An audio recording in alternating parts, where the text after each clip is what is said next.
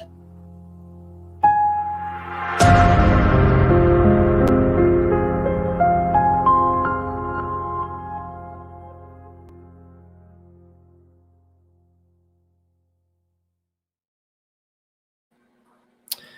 and welcome to the Particular Baptist Podcast. My name is Daniel Vincent, here with my co-host, Sean Cheatham.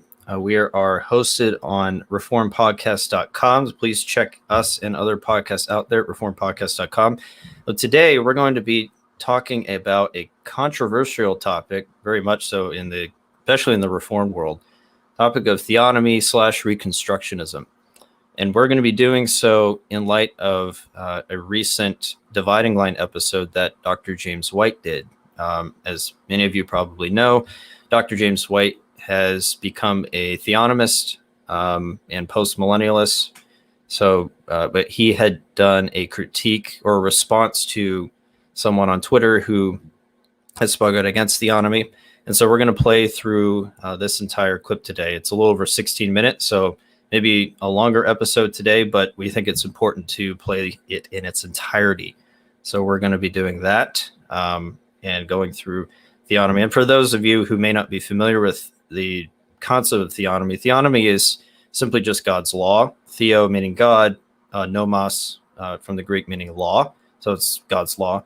All true Christians believe in theonomy at its basic level in the sense that we believe God's law applies to today.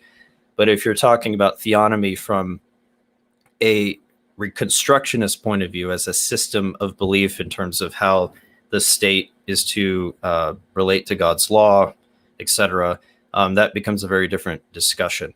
And so we're going to be addressing a specific view of God's law as it relates more to the theonomy system of belief. So with that, we'll go ahead and dive into this. Sean, do you have anything to add before we dive in? Nope, that's good. All right, so here we go. Brother Chris, can you hear that? Okay, made a Sean? comment, and I said I'm going to respond to that. Might as well, because it can be done properly, and I think it's useful. This was back on the 13th. Just made a comment on Twitter. He says, "I think the problem with theonomy is that you have unregenerate men attempting to apply and submit others to God's law. It didn't work in Geneva, and I don't believe it would work in America." Well, once again, the issue is what you think theonomy is meaning. And I think as more and more people recognize that the church needs to have a strongly prophetic message for the culture, the idea that something like the Noahic covenant is enough, or the idea that the general light of nature, folks, the general light of nature has a father in prison in Canada for trying to save his daughter from the insanity of transgenderism. So Dr. White is addressing it, kind of going into some covenant theology here as it relates to God's law and the worldview that we should be essentially enlightening the world with. So he says that the Noahic, is the Noahic covenant enough? Essentially is what he's saying. Is the general light of nature enough? Now, what is the Noahic covenant? The Noahic covenant is the covenant that God made with Noah in Genesis 8, Genesis 9, where he establishes in creation or with creation, he's never going to flood the earth again. He lays out general principles of how man is to conduct themselves, the death penalty being one of them, that this is how it's going to be for perpetual generations. And so he lays this out, and this is distinct from the Mosaic covenant. This is before God's law was established with Israel, specifically in the ceremonial laws. But the importance of the Mosaic law, the Noahic covenant, is that the Noahic covenant lays out how man is to interact and function apart from any specific religious system or belief. It's essentially a created order covenant, if you will. And it's distinct from that ceremonial law that has specific religious practices or sacrifices. So it lays out how man is to act in general. And David Van Drunen talks about this in his book, Living in God's Two Kingdoms, a biblical vision for Christianity and culture. He lays this out, what the Noahic covenant is.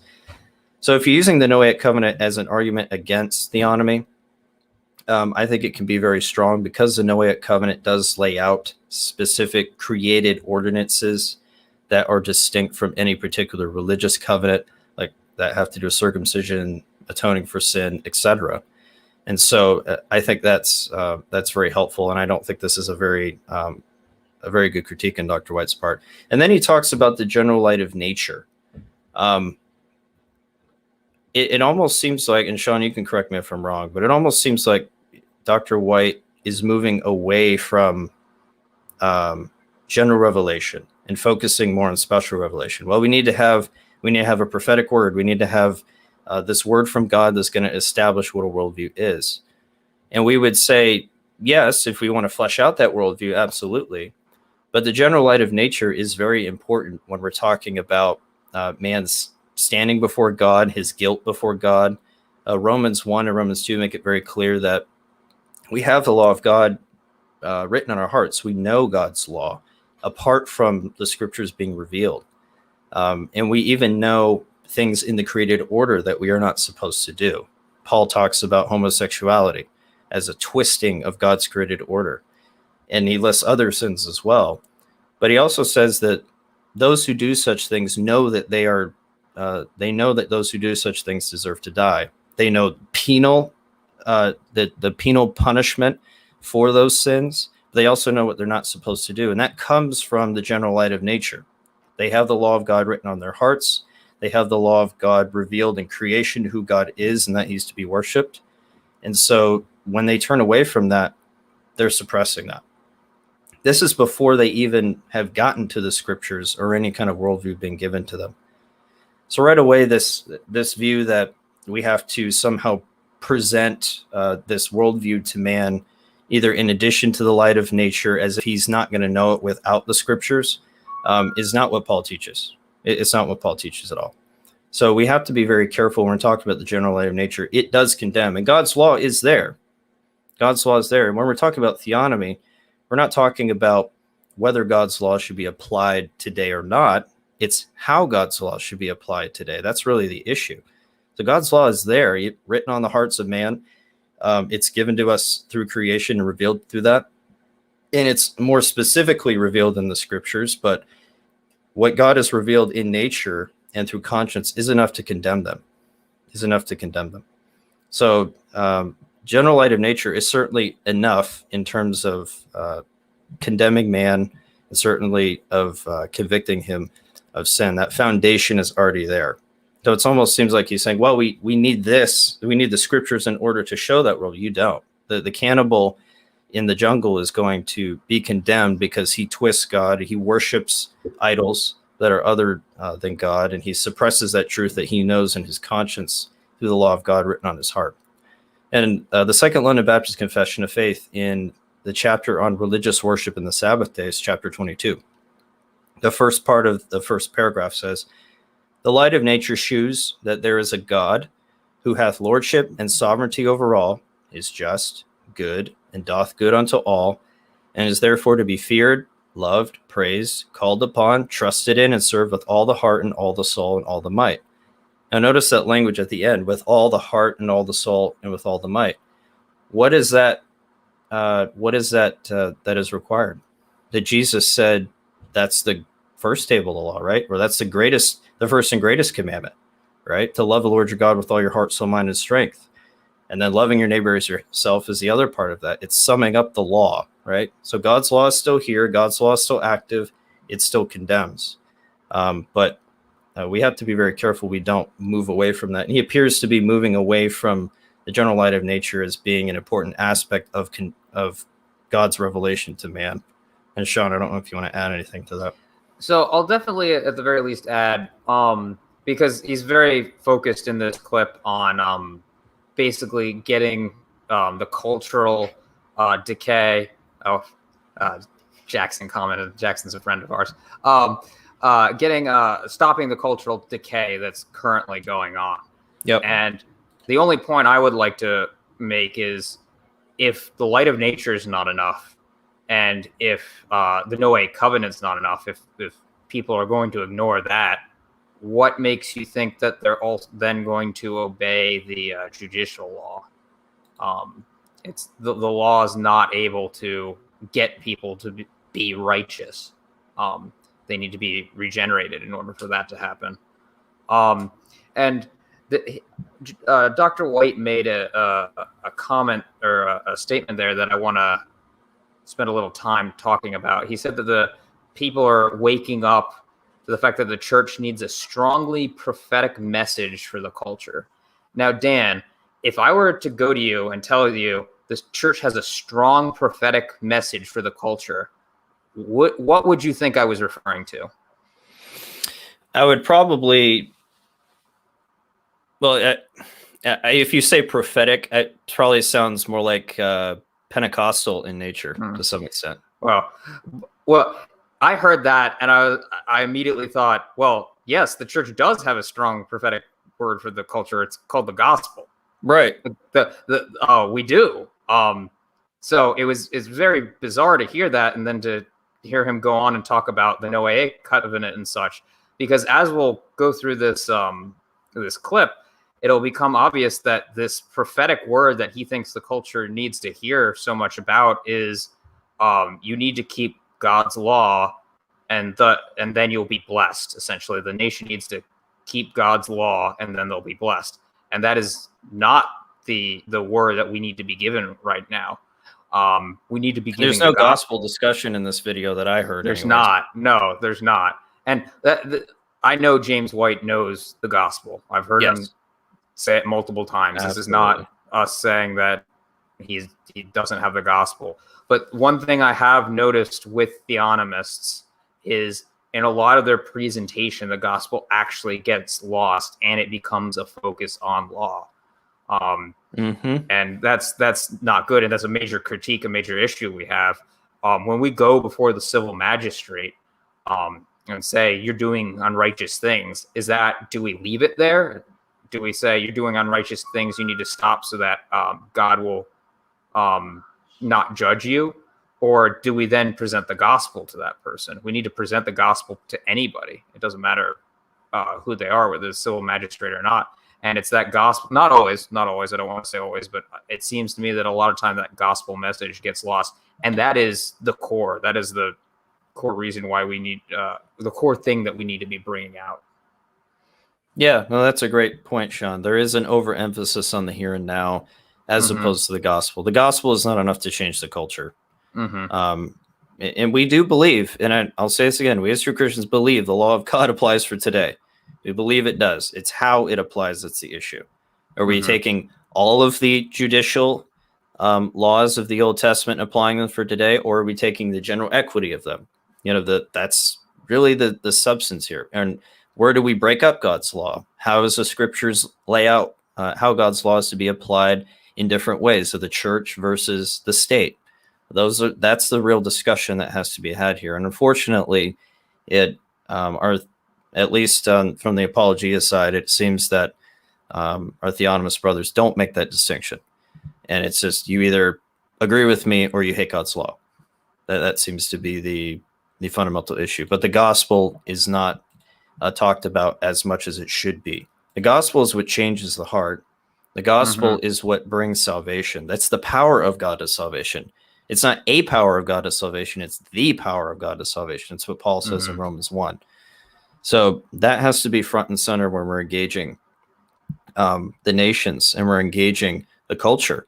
The gospel has to be the center. Yes, God's law in a moral and general equitable sense applies to the state. No true Christian denies that. But we have to make sure that the gospel, which changes the heart and causes people to truly submit to God's law, is front and center. And that's where I think part of our disagreement is. And then Dr. White also brought up the fact that currently in the current culture of the West, you have things such as a father in Canada was he in jail, or he's at least not allowed to call his son by his proper name and proper pronouns. And that's true. With the way the culture currently is, a lot of evil is permitted. But having a Christian or Christianized culture doesn't prevent persecution. No. Medieval Europe, you could at least say, had a much more judicial law that was much more based on the Bible than current Western culture is. But did that prevent people like Fritz Erba from being thrown in a hole for 8 years? For those who don't know, Fritz Erba was a Anabaptist minister that, because he would refuse to give up his views on baptism, was thrown in a castle hole for 8 years until he died. I bring this up because Dr. White likes to use him as an example. But ultimately, it didn't help him. It didn't help, say, Felix Mons, another Anabaptist who was martyred for being a Baptist, or Credo Baptist at least. Then move on to Puritan New England, right? If there were any place to be a reflection of the civil law of God applied to a culture, you could probably say, well, Puritan New England would be a good place to look. And yet you have people like Roger Williams, again, another Baptist, driven out from there. Just because you have a civil law, it won't protect you against persecution, because ultimately, as the person who did the tweet alluded to, that doesn't change people's hearts. The law was never meant to change people's heart. It was never meant to make people righteous. Certainly, it can prevent unrighteous things from happening, but you're not gonna be able to avoid it by putting the civil law or trying to make the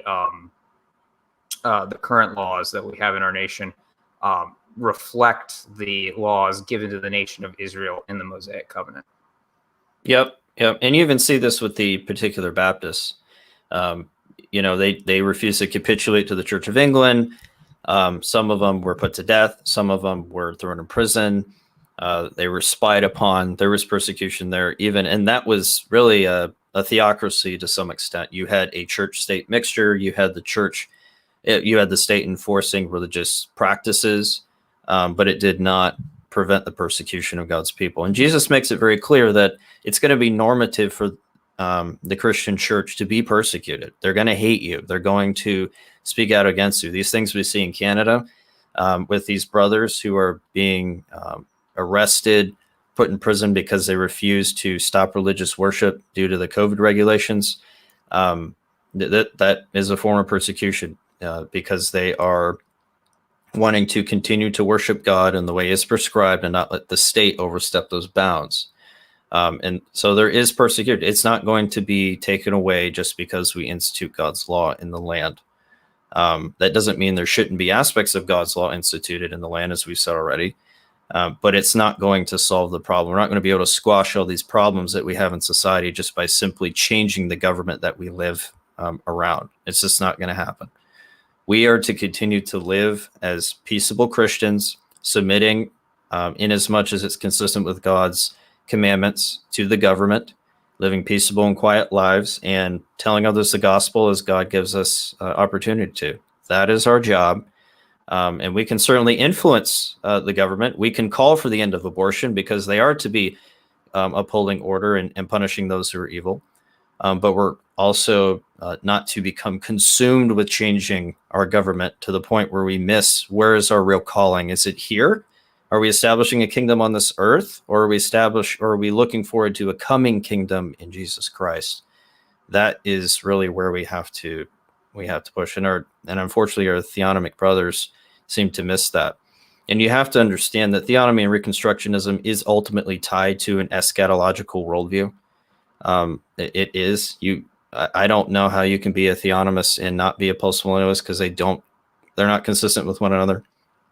You have to really, if you're going to be consistent, you have to hold to both, because they go hand in hand. Although there might be theonomists who aren't postmillennialists and vice versa. So, but yeah, so we have to be careful to make these proper distinctions when we're talking about God's law and how Christians are to relate to the state. I would push back a little on that. I can understand how somebody could be postmillennial without being theonomic. It's just a different type of postmillennialism.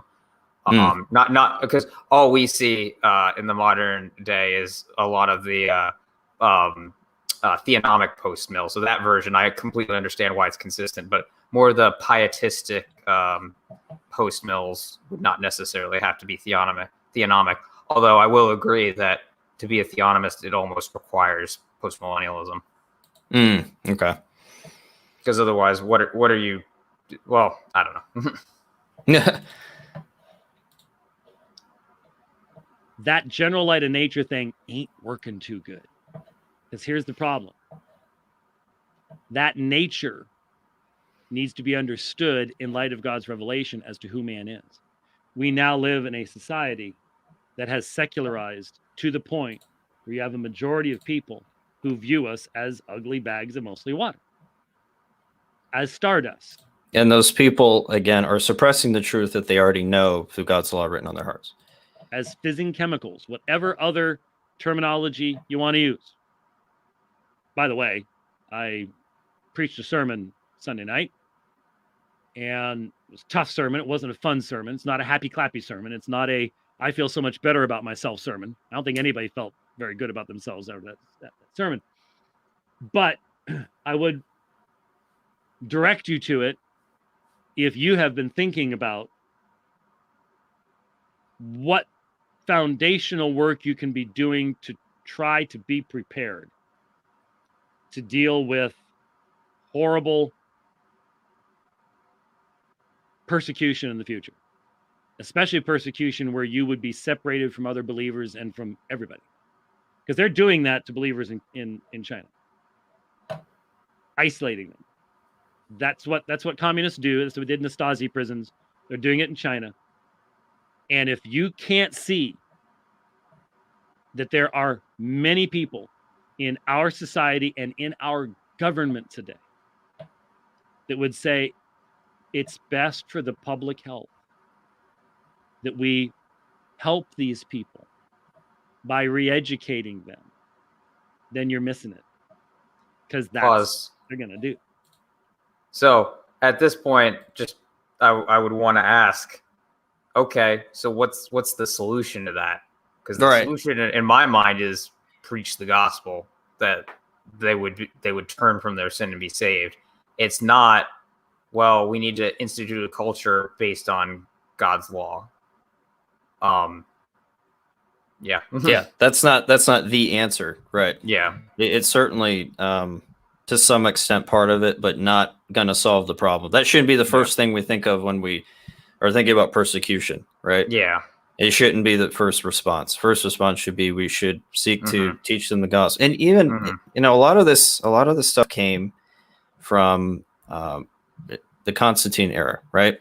Before this, and Mark Knoll in his book Turning Points, it's a book on church history and different events in church history. He talks about this, that before, like for the first 3 centuries of the church, there was this pilgrimage mindset, right? We're living in this world, we're not of this world, and we're looking forward to what's to come. It was after Constantine mixed church and state that you started to have this mindset that the church and state must go together, that there's this emphasis on the here and now with regards to government and law and how the church's relation to the state is to really play in. Before that, the church was just living, at least generally speaking, they were living with a pilgrimage mindset. We're looking forward to what's coming. We're not of this world. We live as Christians quiet in this world. So I think that's important to point out as well.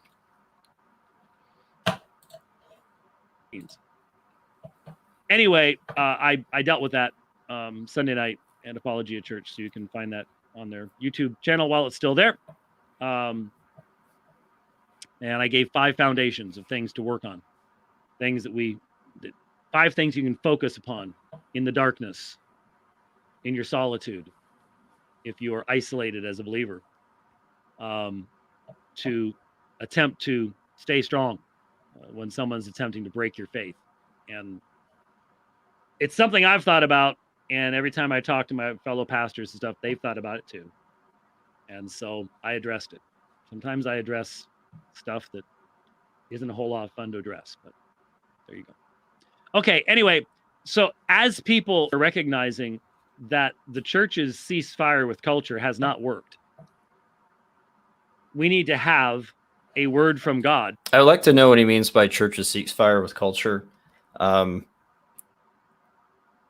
don't. If he's talking about it in the sense of in light of his theonomic worldview, I think that's not a very good argument, because if a church is preaching the gospel and we're engaging the culture in that sense, then you're obviously not ceasing fire with culture.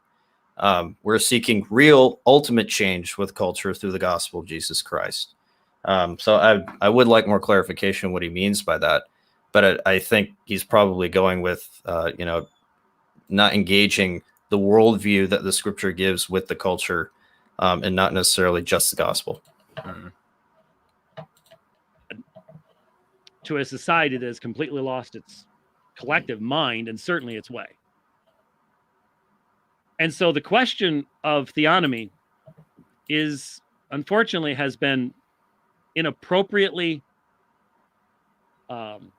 framed 30 years ago. Man, I wish I had this. I need to make a note to myself somehow. I need to track down Bonson's response to Westminster's book, because I've never seen Bonson spit flame like he did in this. And basically what he said was, given what's happening in our society, given what's happening in regards to homosexuality and issues like that, isn't it astonishing that when Westminster Theological Seminary can finally get all its professors together to write a book, to take a stand on one issue, it's not about homosexuality, and it's not about marriage, and it's not about any of the other things. It's against God's law. That's the one thing they can all get together and say, that's a bad thing. Now, I have a problem with this. Yeah. And so, as mentioned before, the real issue of this discussion is not whether or not someone who criticizes as a theonomy or a particular view of theonomy means that they believe God's law is a bad thing. The brothers at Westminster, I highly doubt when they wrote, and I think I know what book he's talking about. I think he's talking about the book Theonomy, a Reformed Critique, which came out in 1990, which was a critique of Bonson. And I think maybe Gary North, but I could be wrong, but I think it was at least Bonson. But it was a critique of theonomy as this issue of Reconstructionism was swirling in the church at the time. And Westminster thought it would be a good idea to do some writing on it, critique the position. But to say that these brothers had a view of God's law, they thought it was a bad thing, I think is probably not true. I mean, this is Westminster Theological Seminary is a reformed, confessional, conservative Christian seminary who obviously believes God's law applies for today. I don't think that they would say that God's law itself was bad. And this is the distinction that I think our theonomic brothers, at least Dr. White here, failed to make, is it's not about whether or not God's law is bad. It's about the application of God's law. How is God's law applied to today? And so I think an argument like this misses the point of the entire discussion. God's law is absolutely applicable for today. And every true Christian who is a Christian believes that we must obey God and submit to his law. If you don't, you aren't a Christian. John makes this very clear in 1 John 2:3, by this we know we have come to know him if we keep his commandments, right? Whoever says, I know him, but does not keep his commandments is a liar, and the truth is not in him. Keeping the commandments of God, keeping God's law is absolutely crucial for the Christian. But it's how it's applied from the judicial sense, primarily. Yeah, that's really where the sticking point is. How is that to be applied for today? And this is where you have to get covenant theology into the discussion. This is where you have to understand the tables of the law, right? Or the, as we would hold the three tables of the law, the moral, the judicial, the ceremonial. How does that all apply for today? You mean the threefold division of the law? Yeah, the threefold division of the law. Yes. So the threefold division of the law. So that discussion is key to understanding this. And I think that our brothers who are theonomists tend to broad brush the issue. It tends to be God's law in general, and then it's not very clear on what they mean by that. Dr. White, I know he doesn't believe the ceremonial applies for today, otherwise he would be a heretic. if he believes that the ceremonial applies for today in the sense that it did back then. But it's still, when you're talking about these other aspects of the law, it's not very clear on what it's meant. And we see this historically with theonomists as well. Rushdoony, who is the father of theonomy and Reconstructionism, was like this as well. He is, in his introduction on the Institutes of Biblical Law, which I have right here, he's not very clear on what God's law is. He just talks about God's law versus antinomianism, but there's not really a distinction made between the ceremonial, the moral, or the judicial. It's just God's law in general. And I think that's a problem, because even if you say somewhere else that the ceremonial doesn't apply for today, but then you just, in your primary writings on the subject, you talk about God's law, God's law, God's law without making those proper distinctions, I think it creates confusion and can lead to people misunderstanding you, or it could lead to other implications that are not good. Bahnsen was known for this, for not being consistent on this. For instance, he talks about, I think it was either a lecture he gave or a radio show he was on or something like that. It's called The Law to Criticize or Obey. He says, so basically what I'm suggesting, it's the thesis of my book, and I think it's the way the Bible would have us break down the commandments of the Old Testament. I'm suggesting that we have moral and ceremonial law, moral and restorative law, and that all laws of God are binding today. The substance of every law given in the Old Testament is binding today. This is what Jesus teaches in Matthew, the 5th chapter. Jesus says every jot and tittle, and he doesn't allow us to draw lines and seams and divide God's law up into what we'll accept and what we won't. I do not believe the restorative law has been abrogated. So when you read that on its face, it seems like that Bahnsen is saying all of God's law, including the ceremonial, applies for today. He's very explicit about that. But then in other places, he'll make distinctions in God's law that doesn't seem to be this all-exhaustive, all-inclusive language that he was using elsewhere. So even among Bahnsen, there's this lack of clarity and, quite frankly, inconsistency in his view of God's law. So this seems to be a general theme from our theonomist brothers. There's just this lack of clarity with what God's law is, and this broad brushing of God's law without making the clear distinctions that need to be made. One, so you're clear on what you believe, and two, so others don't go down the road that they shouldn't with regards to God's law. And those distinctions have to be made within the law of God. Yeah. I guarantee you that of all the people that were teaching at Westminster Seminary at the time, if somebody had gone to them and said, hey, we as Christians need to make sure that the culture is circumcising its children, or we as Christians need to make sure that there's a temple system in Jerusalem that's offering Levitical sacrifices. And obviously every single one of them would have condemned that immediately as inappropriate and at worst legalistic. And not a single theonomist would go to them and say, well, don't you love God's law? Because ultimately it's not about whether or not it's not about loving God's law or not. It's about how is it applied. And we know that God's law, or that aspect of it, what we call the ceremonial law, was for specific people and a specific time. So when we talk about the judicial laws, we view that in a similar way, that was also for specific people for a specific time, and thus it is not binding in the same way today that it was back then. And there's I don't know, it seems that theonomists seem to treat it in the same category as moral law, whereas we would treat it more in the category of ceremonial law, something that's a positive law, aka it's not universal, it's for a specific covenant, in this case the Mosaic covenant.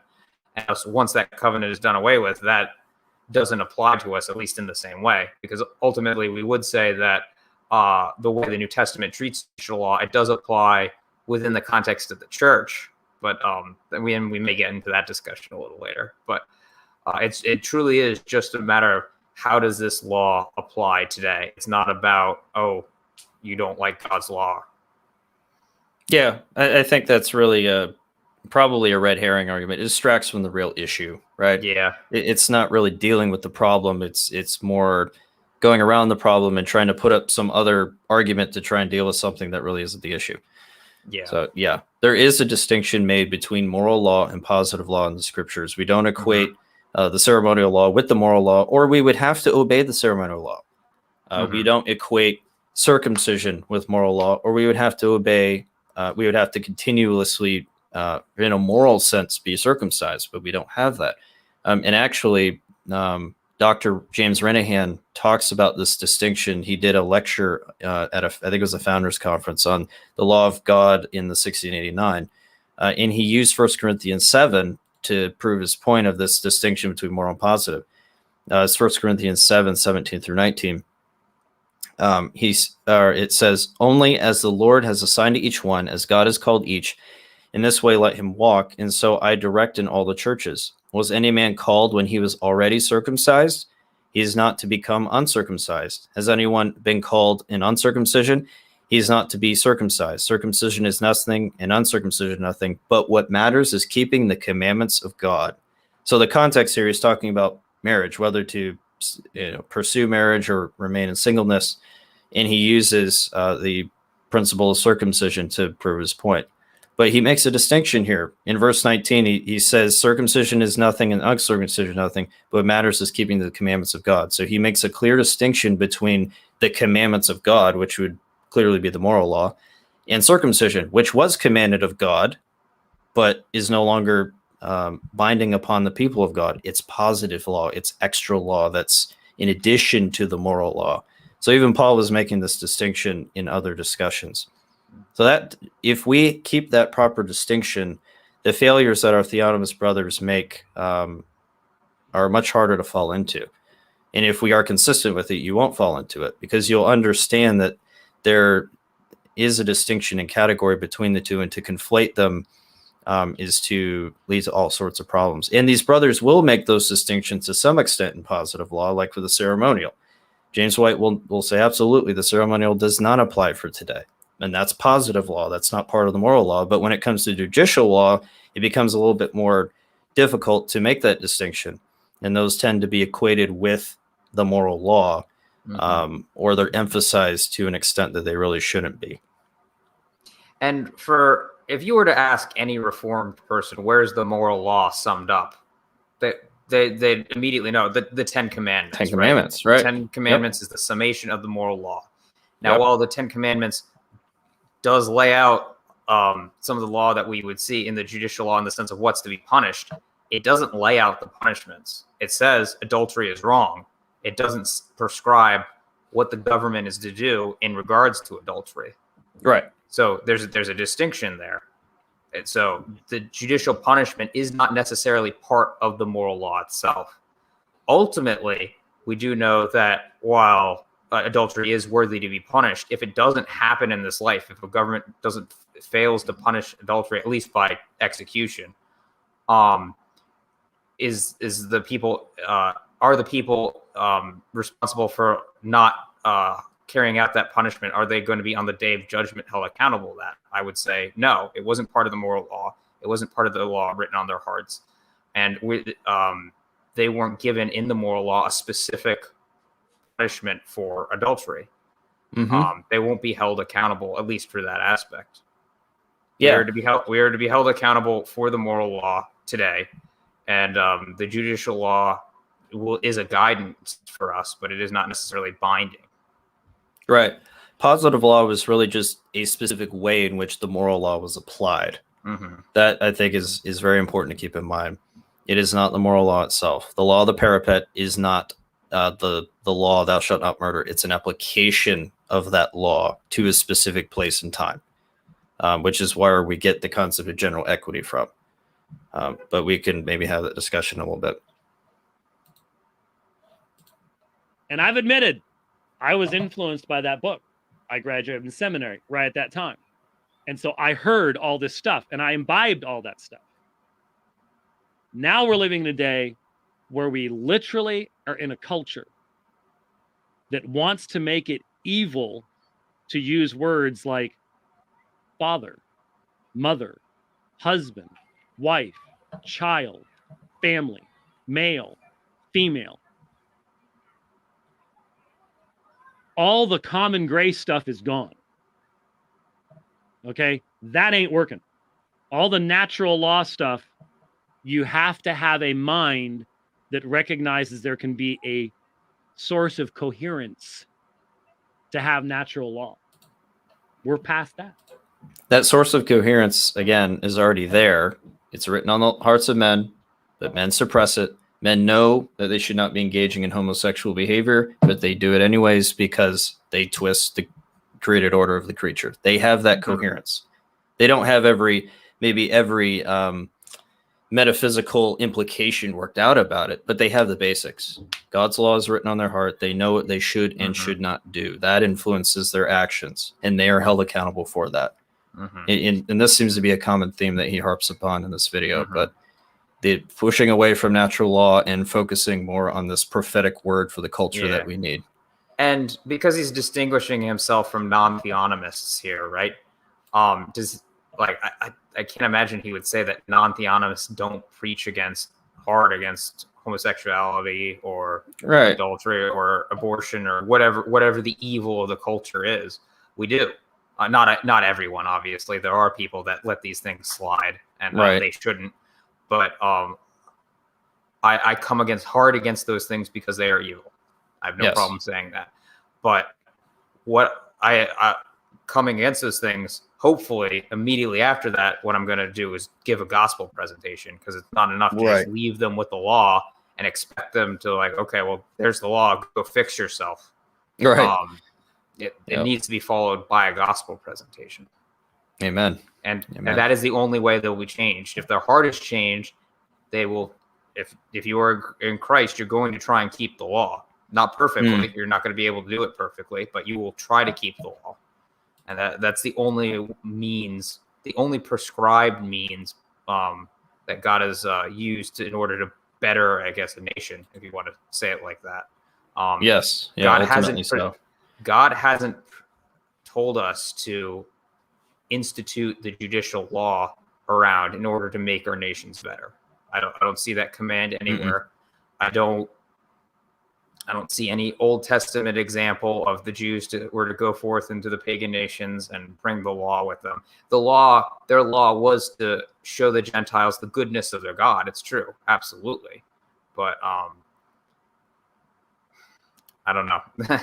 Yeah, no, and I think it goes back to having a solid covenant theology, which Dr. White has made very clear in the past. It is not an overly important topic for him to invest his time in is a solid covenant theology. Back in October, Dividing Line Highlights posted a clip where he critiqued 1689 federalism. And he made it very clear in that clip that he did not, and this was from a Dividing Line episode, he made it very clear that covenant theology was not something that was overly important to him. And I think that shows.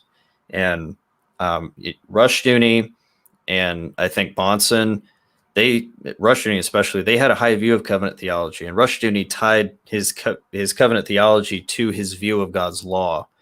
And I think that is very important because they saw the connection there between God's law, and Rushdoony even called God's law a covenant, really with man that God has made. And so there's this understanding that covenant language is necessary to this discussion. Don't really see that here with Dr. White. He may very well take a covenant theology view, but that doesn't seem to be front and center when he's talking about God's law.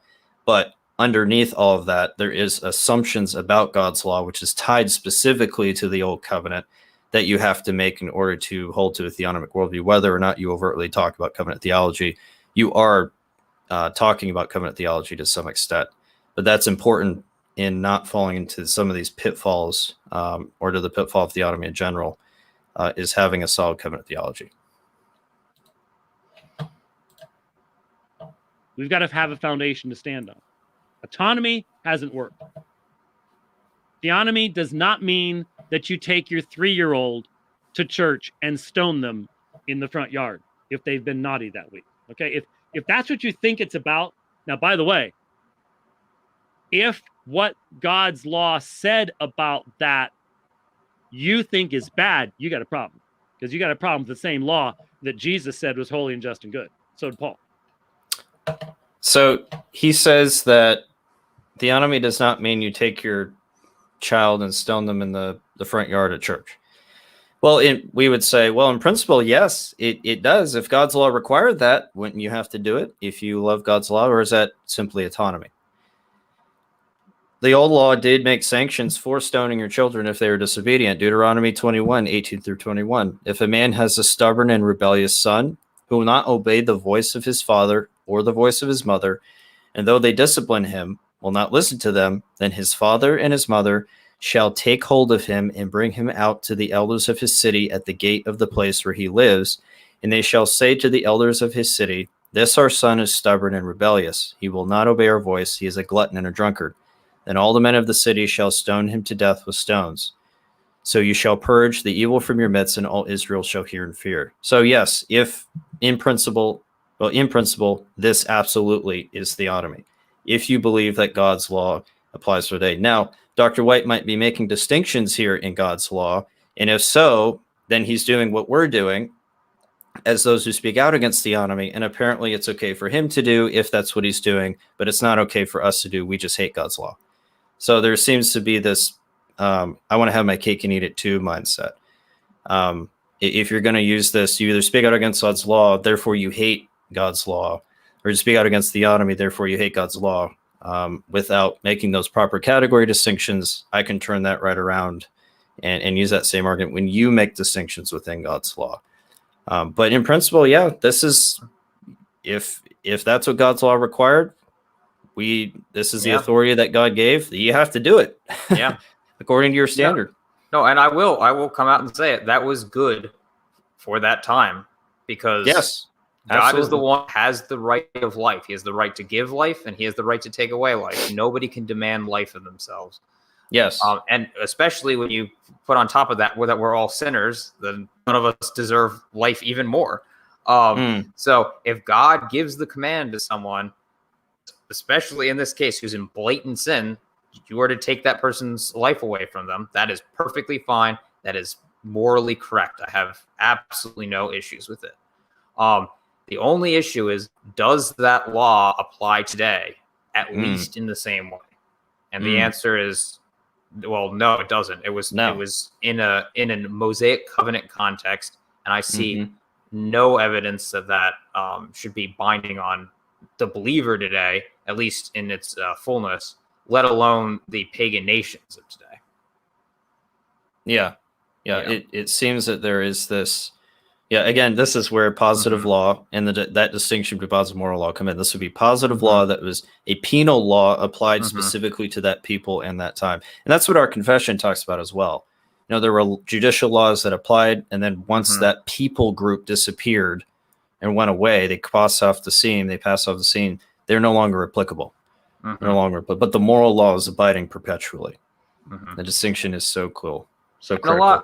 And a lot of times you'll have people say that, well, if you're not applying the judicial law today, if you're not trying to get that applied, how will you have a just society, or where's your justice, essentially? And as Dr. White is fond of bringing up, sometimes in this life, we're not going to get justice. It's just not going to happen. And we shouldn't be concerned about making every single little thing just in this life, because ultimately there will be a day of judgment where every wrong will be dealt with appropriately, justly. So if we live in a culture that is evil and wicked and does unjust things, it's not good to be in here. I'm in 100% agreement with Dr. White. It's not going to be fun to go through it. No. But that doesn't mean that we're going to use means that God has not prescribed in order to make it better. Amen. The means what God has told to his church to do is to go out and preach the gospel. Yes. As we preach the gospel and make disciples, they will obey the law, and that will make the culture better. Absolutely, 100%. Yes. But that doesn't mean that I'm going to, therefore, try to institute the Mosaic civil law on the culture and then expect that to make the culture better. The law doesn't have the power to make anyone keep it. So even if every single person, or if the nation had every single one of the Mosaic civil laws today, right now, on its books, it would not change anybody's heart. It wouldn't make them act better necessarily. Amen. Yep. The gospel is the means of true change. And the state does have a role. We don't deny that. Romans 13 is very clear. There is order in society that has to be laid out. Romans 13 is very clear about that. But that is the state's job. And the church is to preach the gospel. The state is to enforce the moral law of God and the general equity of his judicial laws. And no one would say that, say you're a parent and you institute a curfew for your 14-year-old son or whatever. Nobody would say, well, that's not prescribed in the law of God explicitly. So you're clearly acting in an autonomous way. And it's either theonomy or autonomy. So go back to the Bible to learn how you should interact with your son. No, obviously, God has given a certain level of authority to you as a parent, and you're using that authority within the bounds of Scripture to institute a curfew for your child. Just because it's not explicitly laid down doesn't mean that you don't have a right to do that. It's neither autonomy nor theonomy in that regard. It's, or I guess you could say it's both in a sense, but regardless, just because it's not explicitly laid down, there are principles that you use to guide to, how you, as a guide for how you interact with your children.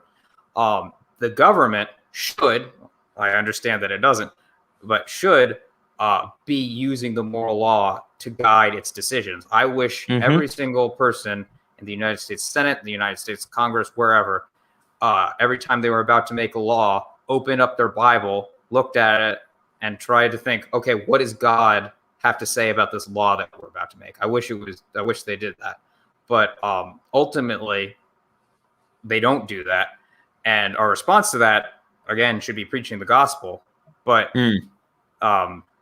it doesn't mean that they are currently engaged in sin because they haven't instituted in a actual or a general equity way the Mosaic civil law. Yep, that's exactly right, brother. And I'm gonna address some. There's a lot of good discussion happening in the comments here. David Roosh said, "I think discussions of theonomy need to involve conversations of the abuses Baptists suffer." Yeah. I think this would help to highlight some of the dangers of enforcing an unhealthy view of God's law through state.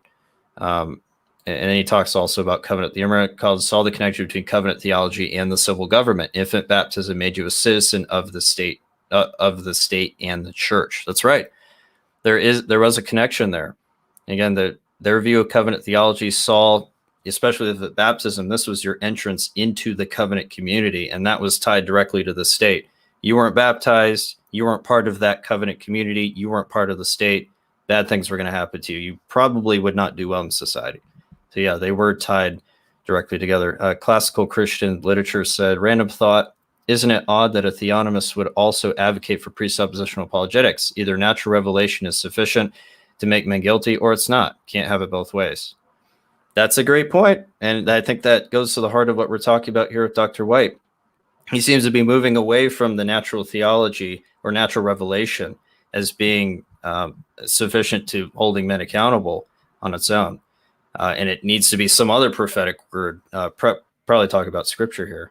But that is a great point, because Van Til did talk about the revelation that God has given through his creation. Let's see, a squirrel. Okay. The work of the law is written on their heart's conviction. It brings to the conscience their thoughts. Yep, that's Romans chapter 2, and that's what we were talking about earlier. So I'm not a theonomist, but I think discussions of theonomy need to involve actual conversations with theonomists, a variety of them, since there are several types, not about them. It feels just like listening to Pedo Baptists talk about Credo Baptists. And obviously we disagree with that. I think you can. Do I have to know N.T. Wright to criticize his view of the new perspective on Paul? No, I don't think that's a very good argument, brother, but thank you for your comment. What were you going to say, Sean? I was going to say, I don't necessarily mind having a theonomist on. Yeah. Obviously, we saw this clip and decided to respond to it. But that's not to say we don't mind having a discussion with the theonomist. It just so happened that we saw this and felt the need to respond to it. It doesn't mean, I'm sure if we emailed Dr. White and to have him on, he would be like, who are these guys? You know? Actually, has he has interacted with you on Twitter before, right, Dan?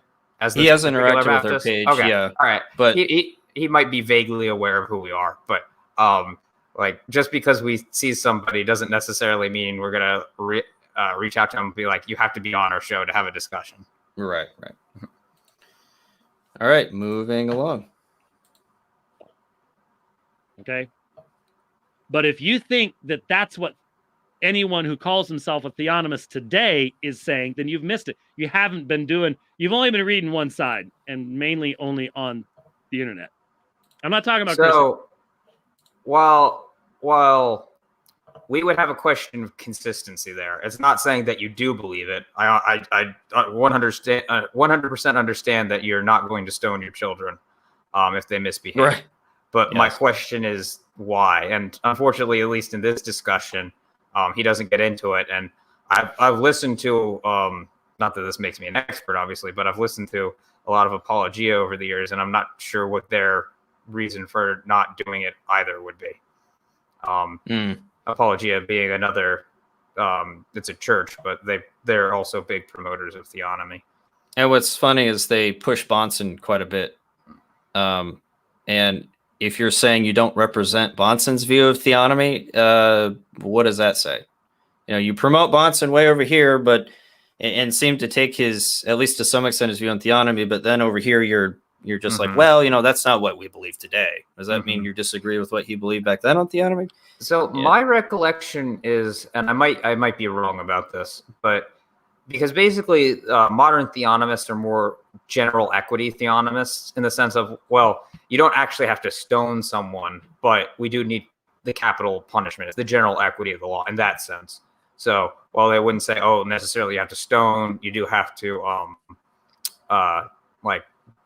it's a capital punishment by some other means. My recollection is that either Rush Jr. or Bahnsen was against general equity, that they actually wanted, like, if it said stoning, you have to stone. So he would be in disagreement with Dr. White there, but I might not be right on that. So perhaps I shouldn't have said anything at that point. No. I think you're right. With Rush Jr., I think you're right. To some extent, I think he believed in a one-to-one application of God's law. And I had in his Institutes of Biblical Law, I had a part marked out. I'll read it real quick. Page 56 of the Institutes of Biblical Law. So to understand the full implication of the tithe, he's talking about the tithe, it is important to know that biblical law has no property tax. The right to tax real property is implicitly denied to the state because the state has no earth to tax. This earth is the Lord's, Exodus 9:29, Deuteronomy 10:14, Psalm 24:1, 1 Corinthians 10:26, etc. Therefore, only God can tax the earth. So there seems to be a one-to-one application here between the lack of property tax in the Old Testament law and that applying absolutely to today's governments. So to your point, Sean, I think to some extent he did hold to that. I love Chris. I'm just pushing back to Chris to go, hey, think about this, bro, because I was once there. I get it. I'm not there anymore. And here's why. What must be the source of our law? What must be the source? If it is to be derived from the demos, the people, can you not see what that results in? We're seeing it right now. Everyone's starting to see there are now two laws in our land. There are now two laws in our land. If you're on the left, you get one set of laws. And if you're not, you get another set of laws. And the result is anarchy. That can't work. So do you want law that derives from God's revelation, or do you want law that is derived from rebellion against God? That's really the only two choices you have. Because anything that has ever been good, in anything system that man has derived, has come from God's law. Due process, where does that come from? Scripture. Innocent until proven guilty, where does that come from? Scripture. Necessity of witnesses, cross-examination, Bible, English common law, blah, blah, blah, blah, blah. You throw that out, what do you get? You get the Soviet Union. You get communist China. There's not much in between. Well, in fact, there's nothing in between. So when it says it didn't work in Geneva, What do you mean by that? Because what you have in Geneva was the continuing medieval synthesis that created sacralism. And sacralism, I understand how someone would go, you want sacralism. No, I don't want sacralism. I want to speak the truth as to what God's law says, because that's how mankind knows what man is. I can't testify that every male is actually a male, is called by God to be a male and to man up, if I don't have a foundation for saying that. And you might say, well, natural science can do that. Natural science as interpreted in what world? Natural science in a world where natural science has laws that makes it consistent, sure. But now you're borrowing from my worldview again. Pause there for a second. Yep. So I don't think that I mean, he's absolutely 100% right. Natural law as interpreted by who, by what worldview, right? Yep. Because we live in a worldview or a culture that its worldview rejects the obvious. But I don't understand how I don't understand how God's law would get around that, in the sense of, if you have men that don't want to interpret God's law the way it's supposed to be interpreted, how they're not also going to twist that to their own devices. You know what I mean? So the issue is not, are we specific enough in our law, or is the law clear enough in front of them? So this time they'll say it, and this time they'll behave differently. It's not, at the end of the day, unregenerate man will do what he wants. Right. Yeah. And while fully knowing what he's not supposed to do. Yeah. And if unregenerate man is in power, they're going to twist even God's word to do whatever it is they want to do to be able to continue in their sin. So us having a culture that in theory looks to the Bible for its laws doesn't necessarily mean anything. What we need is to have the gospel proclaimed so that people are saved. And then after they're saved, they will look to God's law as to how they organize their lives, and culture will benefit because of that. Right. Yep, that's exactly right.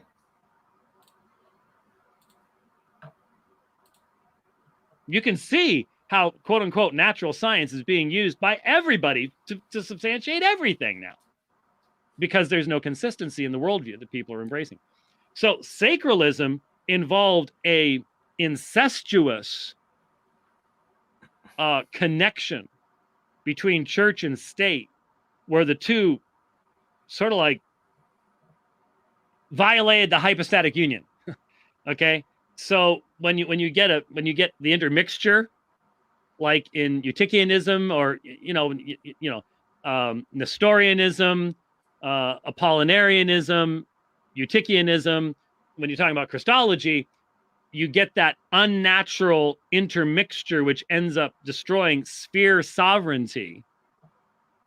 The church has its sphere, the state has its sphere, but they're both subspheres underneath God. So this, I think, is a problem for his worldview. If he's coming at it simply from it's either you abide by my worldview or you don't like God's law, instead of making the proper distinctions. Because the law of God did require that a king submit to the old covenant. I'm going to do a little bit of reading from 2 Kings. This is absolutely explicitly clear here. 2 Kings chapter 2, verses 1 through 4. Now the days of David drew near that he should die, and he charged Solomon his son, saying, I go the way of all the earth, be strong, therefore improve yourself a man, and keep the charge of the Lord your God, to walk in his ways, to keep his statutes, his commandments, his judgments, and his testimonies, as it is written in the law of Moses. I'm emphasizing that you may prosper in all that you do, and wherever you turn, that the Lord may fulfill his word which he spoke concerning me, saying, if your sons take heed to their way, to walk before me in truth with all their heart, with all their soul, he said, you shall not lack a man on the throne in Israel. So the church and state under the old covenant were absolutely mixed together, and it was a command of God. It wasn't something that was just optional, that the state could do its own thing over here and just govern the people, and then the priests could do their thing over here and perform the ceremonial aspects of the law. No, they were absolutely intermingled. The king had to make sure that everything within the law of Moses was done. So I find this a problem if he's trying to make this church state distinction, and I appreciate that he's making it, because we would absolutely agree there is a church sphere and a state sphere. But from your own position, if you're just going to say it's either God's law or autonomy, and God's law requires this, then you have to go with this, or you have to start making distinctions, and you can't use that argument of it's autonomy or theonomy when we make distinctions within God's law in critiquing your view of God's law. So I think it's important that we have these things clear. This was absolutely crucial. And Solomon, even later on in 2 Kings, would build up the temple of God. He rebuilt the temple, and God blessed him for that. And God even reminded him of his role as king right after he built the temple. 2 Kings 6, starting in verse 11. Then the word of the Lord came to Solomon, saying, concerning this temple which you are building, if you walk in my statutes, execute my judgments, keep all my commandments, and walk in them, then I will perform my word with you, which I spoke to your father David, and I will dwell among the children of Israel and will not forsake my people, Israel. No, God is basically reemphasizing what David told him to do as he was dying. Hey, remember your role as king. You're to submit to the law of God, and you're to also enforce the Mosaic law, all the ceremonial aspects, the statutes. This is all-inclusive language, is to be applied to the people of Israel, and he was held accountable for whether it was applied or not to the people of Israel. You have anything you want to add, Sean? I did, but I've forgotten what it was, so we can just move on. Okay, no worries. I was thinking, and then I'm like, oh wait, what was I gonna say? No. Happens to the best of us. Oops. And the church says to the state, here's what God says. But the church doesn't take over the role of the state in the process. And that was always the issue. Yeah, that's okay. Yeah, so that's so look at the form of the argument he was using there. Like, if you think this is what theonomy is about, you're wrong. And then goes to explain why it's bad that the church and state would be mixed. That's not what we're after there, right? Where we understand that it's wrong for the church and state to mix. Yep. We want to know why, from your position, from your assumptions, that isn't a thing. Right. And he didn't prove why that's inconsistent with theonomy to have church and state mixture. All he did was demonstrate that, well, you shouldn't do that. It's like, yeah, we agree. Why, from your position, is it not? What does it not naturally follow? And I didn't get that from that explanation. Right. Willing to be perfectly corrected on that, but at least in that explanation, I did not. Yeah, because if you're not starting from what the real issue is, it's an application of God's law. It's not whether or not I hate God's law or not. If you're not starting from that correct position, it, I think, creates this tension in your view. Great that you're making the distinctions, but it doesn't seem to flow from your fundamental argument. And that's what we're trying to point out here. Absolutely agree with him. There's a church sphere, there's a state sphere. They are not to be mixed. Agreed. Historically, not only is it not biblical, but historically it's been devastating. Yeah. It never bodes well because it's not God's intention. I mean, from the point in time where you have the highest reach of the papacy, where you've got the Holy Roman Emperor kneeling in the snow outside the Pope's door to try to get his position back, to the reverse of that, where the emperor completely controls the Pope, to the point where you have Leo at the time of Luther, who's riding through Rome in armor, leading an army. Okay. That's where you've gotten this intermixture. And that's not what we're talking about.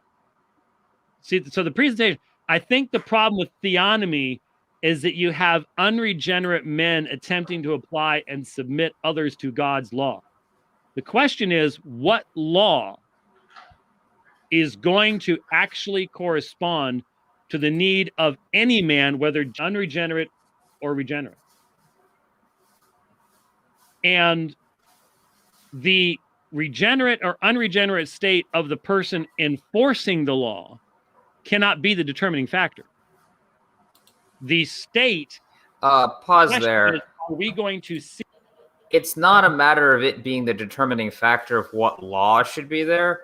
It's the determining factor in whether or not that law will actually do what you're hoping it will do, because you're hoping that the decadence of the West essentially can be turned around, and I don't believe that's the case. That even if we had righteous laws on the books, I'm not sure that it would do anything. We actually have a fairly good constitutional framework. We do. We do have very good laws on the books. And you'll note that they're ignored. The court consistently ignores them. They've pulled the right to abortion out of the Constitution somehow, which you look in that document, you're not going to find the right to abortion in there.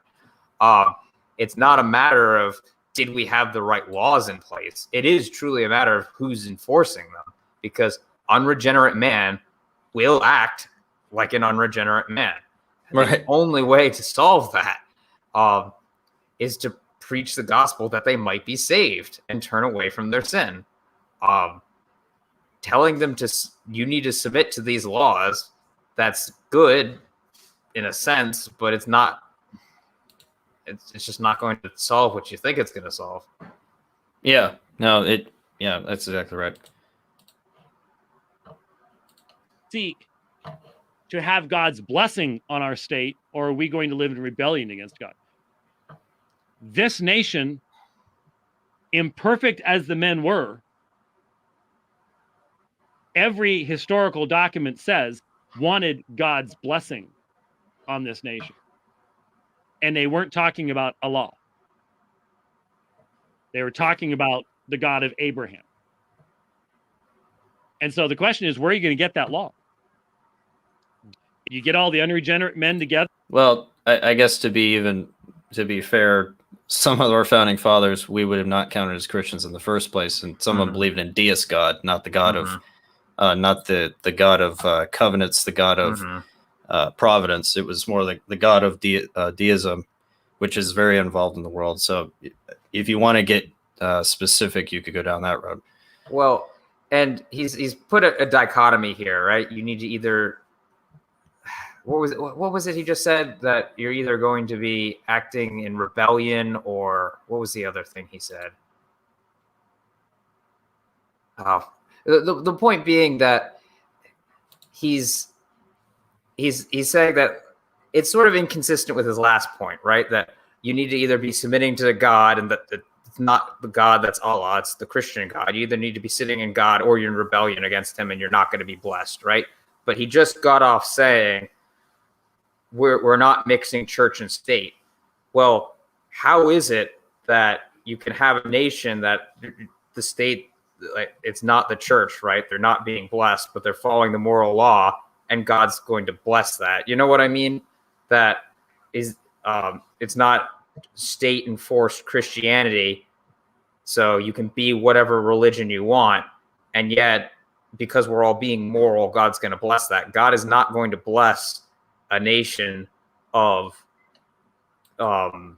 whatever the religion just because they're following aspects of the moral law. It's not going to happen. It seems inconsistent with his last point. Well, especially if you're using covenantal language to apply to the United States of America, then we have a bigger problem. We're going to get to that here in a second. And they come up with a law for unregenerate men, that'll be rebellion. That'll be chaos. Where do you get the substance of what that law is to be? That's what the question is. And so I think it misrepresents what the issue is. What is theonomy? Theonomy is not unregenerate men attempting to apply and submit others to God's law. The only person who's going to submit to God's law is the person who has that law written upon their heart, first of all. It's true. But that doesn't change the fact that God's law was what allowed God to bless a people. Blessed is the nation whose God is Yahweh. But then Proverbs says sin is a rebuke upon any nation. Well, where's that sin? How do you define what that sin is? It says. You're going to say something, Sean? Yeah. So blessed is the nation whose God is the Lord, right? That doesn't prove his point whatsoever. That didn't say blessed is the nation whose law is the Lord's. It's blessed is the nation whose God is the Lord. And I know you had planned to talk about this, but I'll bring it up now. He's quoting from Psalm 33:12 here, right? Blessed is the nation whose God is the Lord, and the people whom he has chosen for his own inheritance. That's talking very specifically about Israel. I don't know how you would get generic nations out of that. And he shifts from talking about nations in general to a very specific nation and a people chosen, which would be Israel, and which would have to be tied to covenantal blessings and curses that don't apply to every nation. Yeah, and I'll let him talk a little bit more before I get into this. But ultimately, the law is not going to have you blessed. Let's just put it that way. As any nation. So when the pagan nations broke God's law, that was a stain upon them, according to Scripture. And which law was that they broke? So right. Was it? Oh, were they breaking the ceremonial law? Were they breaking the judicial laws of Israel that apply to that specific people, or were they breaking God's moral law? They were breaking God's moral law. Yeah. And of course, and that would be Proverbs 14:34 that he's quoting from. Sin is a reproach or a stain upon a people, no doubt. But that's not the issue here. The issue is, how is God's law applied to a particular people group? And is the reason it was a shame on them because they hadn't instituted good laws, or was it because they had done evil? And there, you might not realize there's a distinction there, but there's a distinction there, right? Is it because they didn't have laws prohibiting adultery, or is it because they were committing adultery? Well, obviously, maybe and perhaps in some sense, it was because they didn't have laws against adultery, but primarily it's because they were committing adultery. The nation isn't going to be judged. When God judges the nation, I don't think at the forefront it's going to be because they didn't have these laws. It's going to be, no, because you did this. And there is a distinction there. Yeah, and a government is to emphasize, to implement the general equity of the moral law, obviously. But yeah, it's what did they not do, or what were they specifically doing? And that goes back to the light of nature with the law of God written on the hearts of unbelievers, right? They are suppressing the truth, pushing it down. Unless you are going to say that it's the law of, it's written on the hearts of men that adultery should be punished by stoning, which is what's written in the Mosaic Covenant, how could God judge them for not having done so? So it is either in the light of nature that adultery requires stoning, or at least execution, or it's not, and then they're not going to be judged for not having done that. It's one or the other. But and that if it's written in nature, then we don't. We can still proclaim that for us to require that we need this strong prophetic word, it actually isn't as strong as we needed it to be. Let's put it that way. Right. They have what they need to be condemned. Yep. There. Oh, yes. And we're almost done. So your point earlier about blood guilt. Yes. Yeah, that's a short leash. I got to get you some more rope there.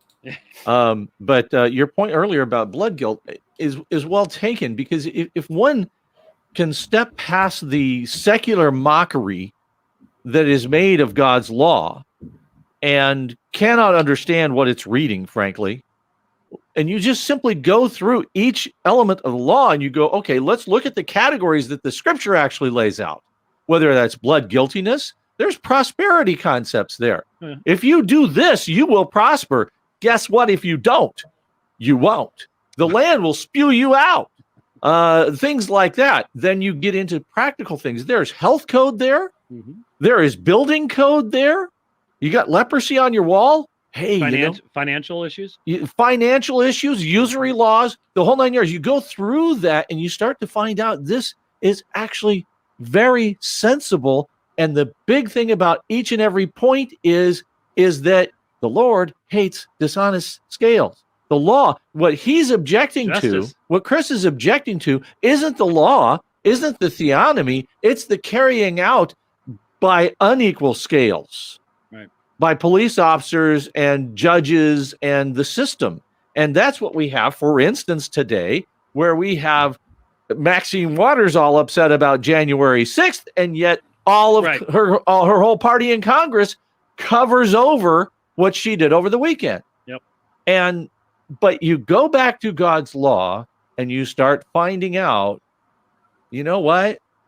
If you want to look at this even on a practical level, it makes a lot of sense because it's just. It's just. And if we just simply take that in a serious way instead of all of this unserious childlike behavior by people we're not talking about Chris there. No, but people walking around in adult bodies behaving like little children. Yeah. You know, maybe we might have a hope in this land. Yeah. Well, that thing with Samuel was just absolutely astonishing. So that's that. So real quick, I do want to address some of what Rich said. So I think a lot of what Rich said we can probably agree with. There are a lot of good things in God's law that can be applicable to today, you know, like health code, like, you know, how your house should be built in terms of safety regulations, things like that. But we still have to go back to making the distinction between the specific positive laws and the absolute moral law. So he talks about, for instance, he talks about the land will spit you out. The land will spit you out. That is covenantal language. You can see this language like Leviticus 18, verse 27.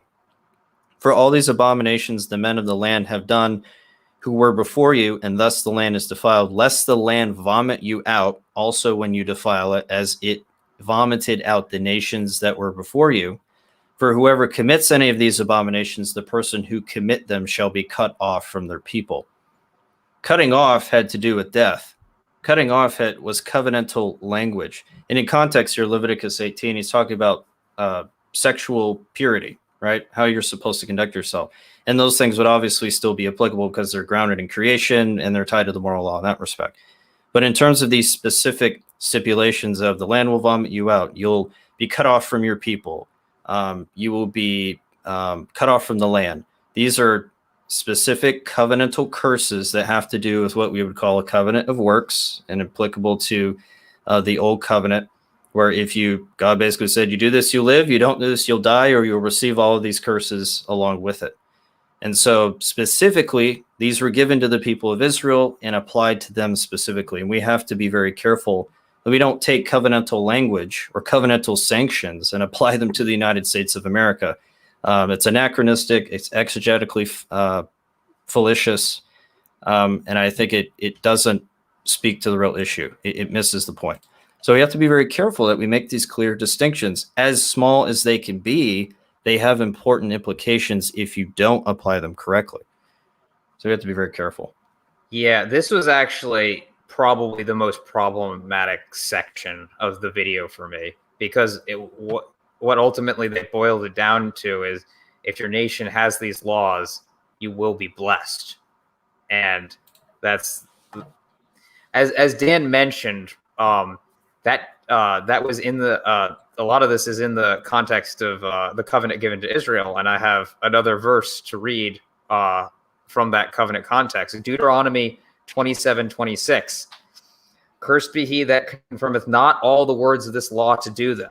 And the people shall say, Amen. Cursed is anyone who doesn't do all the laws. We're not seeking that kind of blessing. That kind of blessing never came upon Israel, and it will never come upon any nation, because we can't keep all the laws. Yep, that's right. But didn't that passage just talk about the people in the land, not Israel? Could be wrong. What's the distinction there? I'm not sure. So I think he's referring to verse 27. It says, for all these abominations the men of the land have done who were before you, and thus the land is defiled. Lest the land vomit you out when you defile, as it vomited out the nations that were before you. Oh, so I would say that it's actually a little bit more applicable, purely because in Galatians, Paul brings out that verse, and he's using it in the context of showing how Christ became a curse for us because everybody was under the curse. Therefore, Christ had to become a curse for us. And he's talking to Gentiles. He's talking to the Galatians. So ultimately, everybody is under that curse. But regardless, nobody is going to be blessed by the keeping of the law because you need to keep it perfectly. You would never say you had a friend who was an adulterer, and it's starting to tear up their life. Right, their wife has found out about it. She's threatened to leave. His children it's destroyed his relationship with his children.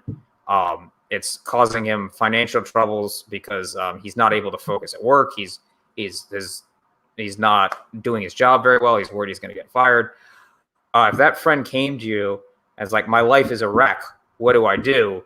You would never say to that person, oh, you need to keep the law of God so that God will bless you, or you'll be blessed by these wise principles. That is, the person who says that is a person who does not understand the gospel. You would say to that person, friend, it's far worse than you realize. Not only is your life falling apart, the wrath of God abides on you for your sin against him. And at that point, you would proclaim the gospel. Christ died for sins, and you, by believing in him, your sins have been atoned for, and his righteousness has been credited to your account, and you won't have to face the infinite wrath of God in hell. Nobody would ever say, nobody would ever try to get them to follow the law in order to get their life to be better, life to be blessed. And I don't understand why all of a sudden it becomes on the national level. Now all of a sudden it's like, well, we need to get people to follow the law so that we live in a better world. No. Like, these people need to hear the gospel. That's what they need to hear. It's almost, and I don't want to impute too much of bad motives here, but it's almost selfish, right? Like, well, we don't want to live in this culture, so we need to make sure the culture's better so that God will bless us. Like, we need to be looking out for our neighbor and our neighbor's soul first and foremost. We'll use the law in order to show them their sins so that they can come to a knowledge of the truth, but we're not using the law as an end of its own sake. The law will never get us blessed. It will always get us cursed. And one final note on that, there does seem to be this concern. In fact, did you have a tweet from Rich that you also wanted to bring out here? Yeah, let me see if I can pull it up here. Because it's in the context of this. Yep. Give me 1 second.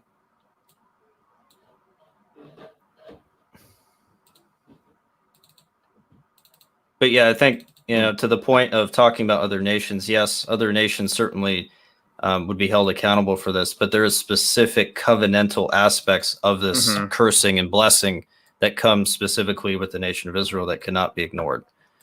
There we go. So this was from Rich, the guy who just spoke. He said, this was a Facebook post that he made, I think it was last week. Said, I have seen a number of posts over on the Twit machine that object to Christians being concerned about the well-being of the country. The argument is summed up in this one tweet that said, our hope as Christians is not in the American economy. Anyone who is at all familiar with the Pentateuch understands how many times God promised well-being to his people. To divorce God's blessing and the hope thereof from this life and only focus on the next one is myopic.